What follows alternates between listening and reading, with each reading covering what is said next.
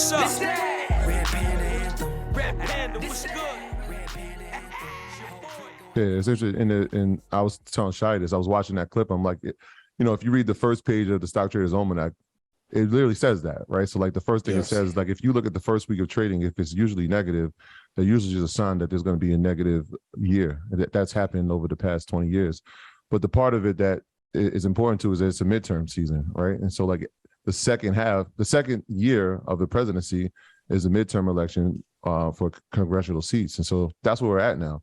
And so it's no coincidence. We said this early in the year. I'm like, well, everybody's like, when's this student loan thing? I'm like, it's going to probably happen in August, you know, like a month right before, you know, the midterm elections are about to happen. So we can kind of sway like, hey, we did something. We did this. And so now, you know, when you have midterm elections, seats are up for grabs. And if things sway in one direction, you could have a Republican dominant Congress, or you could have a Democratic dominant Congress. So those things play a part in it. And so you got to take those things into account when you're looking at, all right, well, it's more than just the president. It's like the people who are making laws and swaying laws, they have a political play in this as well. Do you think the student loan small relief that they gave is going to backfire on Biden? Well, let me say this. I'm glad you said that, because this is something that's extremely important. The student loan conversation is extremely important, extremely time sensitive. And being that it was such a time sensitive situation, we did an emergency situation. On Wednesday, we're actually going to have a YouTube live about student loans with Sonia Lewis, the student loan doctor, because I put that post up and it got like 500,000 views. And I think there's a deadline that you have to sign up for, she was telling me. So I knew that that was a very hot topic. So I reached out to her. So Wednesday at 8 o'clock, we're going to be going over student loans. That's a EYL University special edition on YouTube, but that's extremely important. $1.3 trillion in student loan debt in America. So you need to tap into that if you're interested in student loans. Now, will it backfire on him? No, I don't think so. I think that politically is a smart move to do, because ultimately, who's really going to be mad about this, right? Only people that's really mad about this is people that are listening, and I'm not a Democrat or Republican, but it's people that's listening to Republican agenda that's telling them that this is something that, you know, people should have more responsibility and it's going to hurt you and different things of that nature and stuff like that. And that's an agenda play. And we can have a deeper conversation about that, but that's an agenda play. That's not something that, you know, that's being forced upon the average person that's making $50,000 a year. Is not going to feel the effects of having to pay for somebody else's student loan. Like, you're not paying for somebody else's student loans. Yeah. You're just not. Wasn't that much relief though? 10 grand, I think. Well, 125,000. It depends, because they said that it will affect, I think 9 million people will completely wipe out their student loans completely. So, I mean, that's a lot of people. And I think that it's beneficial, and something is better than nothing. So the student loan situation, even the fact that we even have student loans, is disturbing, because we're the only quote unquote developed, civilized, whatever you want to call it, country that even works like that. Most countries, the college is free or college is very low. So this whole idea of business being an education is an American thing. And it's going up crazy. When you talk about inflation is 7%. The college inflation has been like 14% for the last 20 years. Nobody's talking about that. Nobody's talking about it's costing $60,000 to go to Northeastern to get a liberal arts degree. I think that's the key right there. What you're saying right now is the key. That's the real issue. Right. It's not necessarily that these people are irresponsible for taking out loans. Right. You're putting people in a situation where you've been brainwashing these people their whole life that if you don't get a college degree, you're not going to make it. So now you're forcing these people who's uneducated to get education. It was the first NFT. You putting them in a place where they're not educated on how to even go about getting the education. Their parents might not have went to college. They don't know the best route to go. They're trying to do what they think is going to be best for them in their future. But why are you charging them $60,000 a year to get a degree when 9 times out of 10 that degree is not going to help you? Yeah. So I think like that, if we want to use the word backfire, I think that's where that's the piece that kind of is like unanswered, right? So if, obviously people are not getting $10,000 checks, or I know it can go up to 20,000 if you got a Pell Grant, but they're not getting those checks, all right? It's going to be put toward the interest of what you were paying. But the part about not having student loan is that people they have to get student loan because of tuition.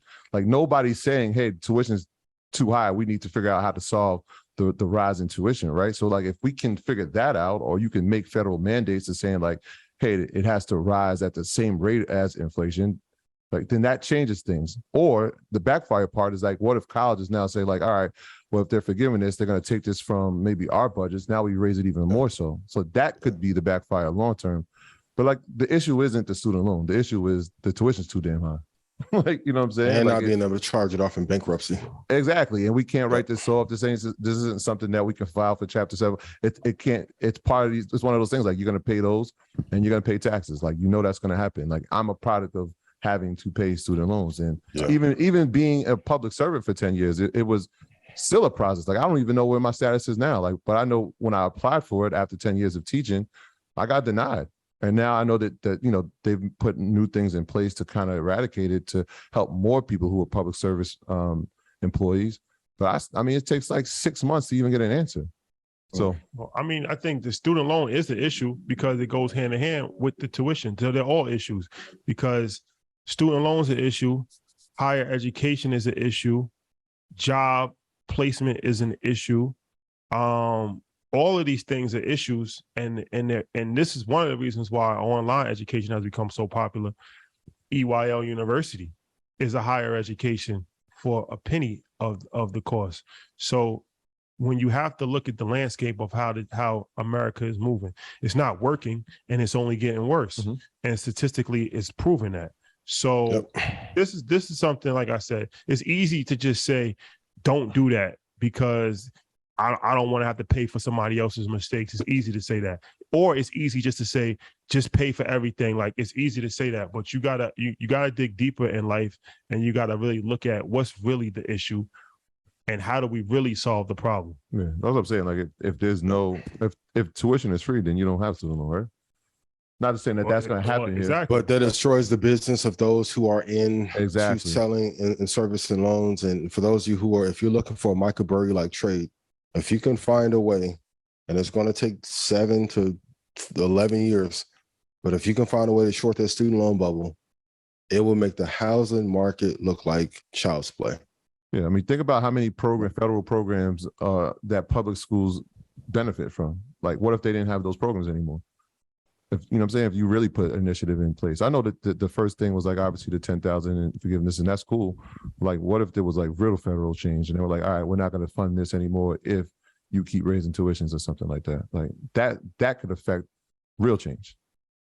We'll see. He's still got 2 more years. But it's a good opportunity for a college or university to have a very streamlined and concentrated program where you don't have degrees that don't have value and don't give a ROI. I think in the next 5 years, these institutions are going to have to start having a balance sheet or a chart like how you would in the market to tell you if you graduate from here, this is the return in 5 and 10 years if you go here. Because right now, most people are not getting a lot of value from it. That's why even people like, well, Red Panda's a lot of 10 grand. I'm like, you getting information to make you money for 10 grand, and I don't get any money on the back end, and it's a fraction of the cost of what a college would cost you, and not get the same return. A student loan crisis is going to be the biggest thing and that may be the final death blow. That and China invading will be the final death blow to the United States of America as a country. And I know some of you are going to be like, you was tripping. You had the little coffee. I told y'all about China, and then y'all said I was wrong, and then everyone else came behind. And Ray Dalio, Bridgewater, speaking of which, the Changing World Order homework, I want you guys to read pages 101 to 201 by next Monday. That book is probably the most important book in the last 50 years when it comes to our economy and what we're facing. This that Red Panda anthem. Ian, what's up? This that Red Panda anthem. Red Panda, what's good? Red Panda anthem. Your boy going up. I know they can't stand it.